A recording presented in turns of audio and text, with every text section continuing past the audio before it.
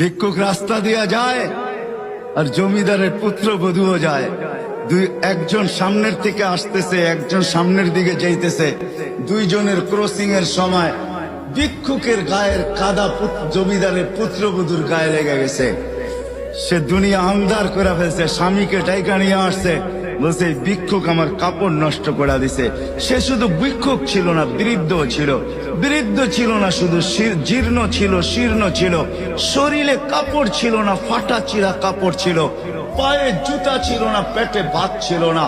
জমিদারের পুত্র সইতে পারে নাই, যৌবনী শক্তি সয়তো সয় কি কইরা তার স্ত্রীর গায়ে ভিক্ষুকের কাদা।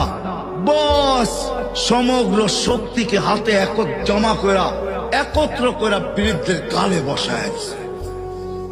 বৃদ্ধ কিচ্ছু বলে নাই, শুধু উপরের দিকে তাকায় দুই তিনটা শব্দ উচ্চারণ করছেন। শব্দগুলা হলো ইয়া আল্লাহ।